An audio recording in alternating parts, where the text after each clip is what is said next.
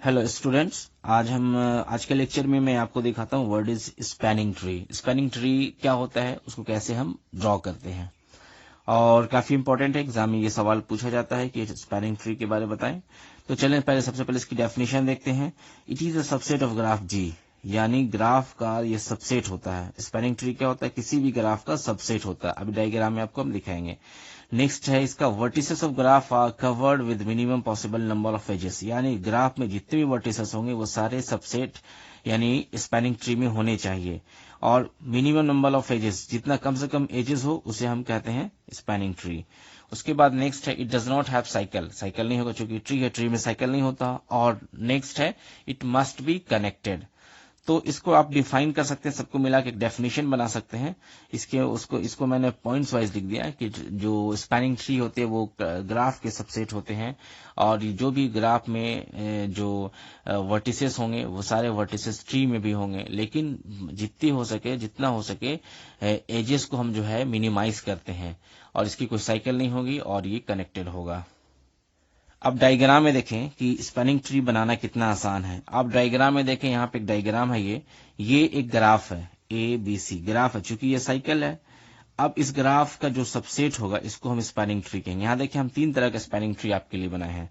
अब spanning tree पहला में देखें एबीसी तीन वर्टिसेस है, तो यहाँ भी वही चीज है। क्योंकि जो ग्राफ में वर्टिसेस है वर्टिसेस कम नहीं होने चाहिए, लेकिन एजेस कम होने चाहिए। अब देखिए यहाँ पे तीन एज था, 1 2 3। अब इसका हम यहाँ पे 1 2, चूंकि ये कनेक्ट नहीं होगा। कनेक्ट होगा तो साइकिल हो जाएगा, साइकिल होगा तो ट्री की प्रॉपर्टीज फॉलो नहीं करेगी।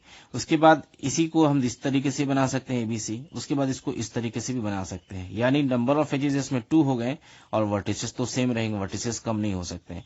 तो इस तरीके से किसी भी ग्राफ जो कनेक्टेड ग्राफ होगा उसका हम लोग जो है स्पैनिंग ट्री इजीली ड्रॉ कर सकते हैं। ध्यान रहे, स्पैनिंग ट्री जो कंप्लीट ग्राफ का जो स्पैनिंग ट्री कितना बना सकते हैं। जैसे कि यहाँ पे आप देखें, यहाँ पे ग्राफ है इसके, हमने कितना स्पैनिंग ट्री बनाया, 3 बना दिया। तो आप मान लीजिए कोई बड़ा ग्राफ हो जिसमें 5 6 10 वर्टिसेस हो, तो उसको आप कितना बना सकते हैं। उसकी एक फॉर्मूला हमारे पास है, ये n⁻n-2। ठीक है, n क्या है, नंबर ऑफ वर्टिसेस है।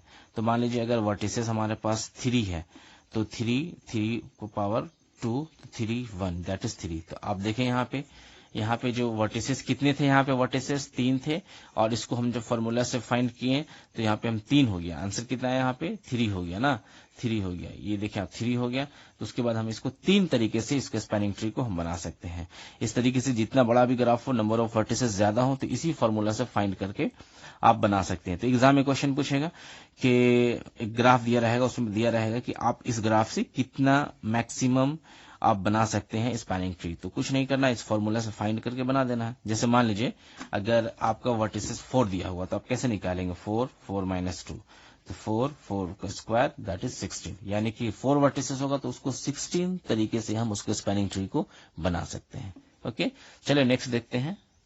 इसकी प्रॉपर्टीज के ऊपर बात करते हैं, प्रॉपर्टीज क्या है। तो सबसे पहले देखें, a connected graph ji can have more than spanning tree, यानी किसी भी ग्राफ का स्पैनिंग ट्री एक से ज्यादा होगा।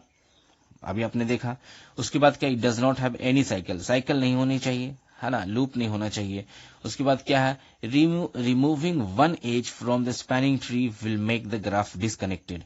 किसी भी स्पैनिंग ट्री से अगर कोई भी एज को रिमूव कर देंगे तो ग्राफ क्या हो जाएगा, डिसकनेक्ट हो जाएगा। ये ध्यान रहे। ओके, तो इस तरीके से हम इसको समझते हैं प्रॉपर्टीज। उसके बाद नेक्स्ट देखते हैं इसका। स्पैनिंग ट्री का जो एप्लीकेशंस है वो बहुत ज्यादा है। जैसे यहाँ पे कंप्यूटर नेटवर्क रॉटिंग, यानी कंप्यूटर नेटवर्क के बारे में जब जानेंगे तो रॉटिंग का जो कंसेप्ट होता है, यानी एक नोड से दूसरे नोड तक जो पैकेट का ट्रांसफर होगा, तो उसकी बहुत सारे रूट्स हो सकते हैं। एक सिस्टम दूसरे सिस्टम के साथ जुड़ा होगा तो उसके बहुत सारे रूट्स हो सकते हैं। तो उस रूट में जो सबसे नजदीकी रास्ता होता है उसी को सिलेक्ट करके वो पैकेट वहां ट्रांसफर होता है। और रियल लाइफ में भी हम देखते हैं कि हमारे पास एक जगह से दूसरी जगह जाने के लिए बहुत सारे वेज होते हैं, रास्ते होते हैं, लेकिन हम उसको प्रीफर करते हैं जो रास्ता अच्छा होता है और जो रास्ता कम खर्चीला होता है और जिसकी वेट कॉस्ट जो है वो कम होती है। इस तरीके से इसके एप्लीकेशंस बहुत हैं, इसको भी आप देख सकते हैं। और फाइनली हम देखते हैं कि what is minimum spanning tree, यानी ये मिनिमम स्पैनिंग ट्री, इसके लिए बहुत सारे एल्गोरिदम है, जैसे क्रूस्काल एल्गोरिदम है, प्रिम्स एल्गोरिदम है। इसके थ्रू हम फाइंड करते हैं कि कितना कम से कम कॉस्ट हो जहां से वो जो है एक नोड से दूसरे नोड तक वो ट्रांसफर किया जा सके, तो उसको हम मिनिमम स्पैनिंग ट्री कहते हैं। That is it has minimum total weight, यानी कि अगर कोई वेटेड ट्री होगा तो उसके द्वारा हम फाइंड कर सकते हैं कि एक नोड से दूसरे नोड तक पहुंचने में कितना कम से कम कॉस्ट हो। जैसे यहाँ आप देखें, यहाँ पे बना हुआ एक ग्राफ है ABCD, इसकी वेट दी हुई है 4 1, ये वेट है ना, आपने वेटेड ग्राफ पढ़ा तो ट्री भी वेटेड है यहाँ पे। अब देखते हैं, मान लीजिए A से हमको ये सारे वर्टिसेस के पास जाना है, ठीक है। तो हम एक पहला गए A, यहाँ गए C, यहाँ गए 5 D और यहाँ गए B। तो चूंकि हम सारे चारों वर्टिसेस को हम ट्रेवर्स कर लिए, तो यहाँ से यहाँ 4 है, यहाँ से यहाँ 5 है, यहाँ से यहाँ 2 इसका वेट है। तो सबको कॉस्ट कैलकुलेट करेंगे तो कितना आ जाएगा 11। कितना आ जाएगा कॉस्ट 11 आ जाएगा। दूसरे तरीके से जब हम देखते हैं तो हम यहाँ से यहाँ गए, यहाँ से यहाँ गए, यहाँ से यहाँ गए, ये भी एक तरीका है। इसका कॉस्ट देखते हैं, ये 4 है, ये 4 के बाद यहाँ 1 है और 1 के बाद यहाँ 2 है, तो 4 1 5 और 2 7, तो ये मिनिमम कॉस्ट हो गया, ठीक है।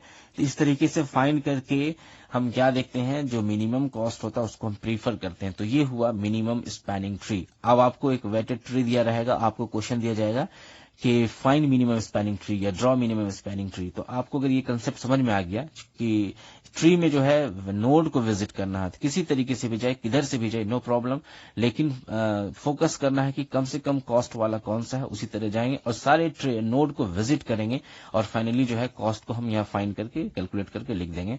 तो ये हो जाएगा आपका मिनिमम स्पैनिंग ट्री। आप इसको पढ़ लें अच्छे से, एग्जाम के लिए काफी इंपॉर्टेंट है। Thank you very much.